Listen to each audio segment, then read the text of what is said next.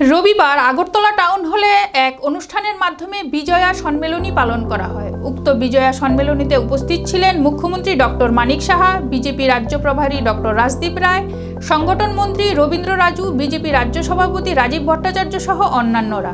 আজকের এই বিজয়া সম্মেলনীতে শুভেচ্ছা বিনিময়ের পাশাপাশি সাংগঠনিক বিষয়সহ প্রধানমন্ত্রীর ভোকাল ফর লোকাল প্রচার নিয়েও আলোচনা করা হয় বলে জানায় বিজেপি রাজ্য সভাপতি রাজীব ভট্টাচার্য। দেখতে পাচ্ছি এবং আর্থসামাজিক উন্নয়ন বিভিন্ন জায়গায় আমরা দেখছি যে যারা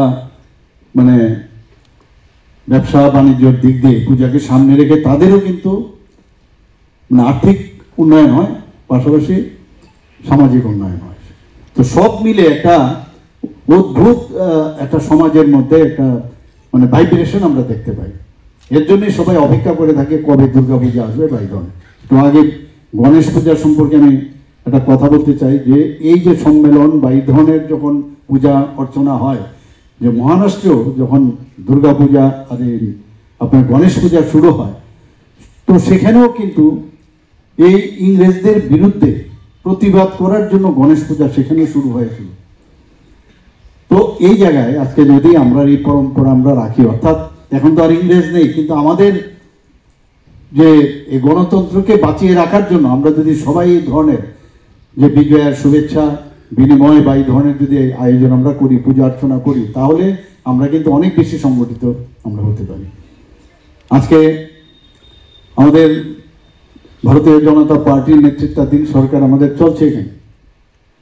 আপনারা সবাই জানেন যে আমরা আমাদের যশস্বী প্রধানমন্ত্রী নরেন্দ্র মোদীজির যে ডিরেকশন বা ওনার যে মার্গদর্শন, সেটাকে সামনে রেখে আমাদের সরকার চলছে। প্রথম যে বিষয় সেটা হচ্ছে ল অ্যান্ড অর্ডার। যতক্ষণ ধরে ল অ্যান্ড অর্ডার ঠিক না থাকবে কোনো অবস্থায় ভালো কাজ হতে পারে না।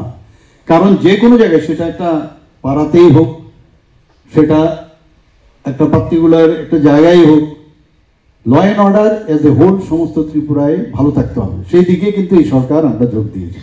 আপনারা সবাই জানেন যে 28টি রাজ্যের মধ্যে আমরা এখন নিচের দিক দিয়ে আমাদের থার্ড পজিশনে আমরা আছি। এটা একটা আমরা যে সেটাকে মেনটেন করছি, আরও যাতে নিচে যাওয়া যায় সেই ব্যবস্থা আমরা করছি। বিরোধীরা অনেক সময় অনেক কথা বলেন, আমি এক এক সময় দেখি যখন বিভিন্ন ঘটনা নিয়ে যে সোশ্যাল মিডিয়াতে এত হইচই হয়,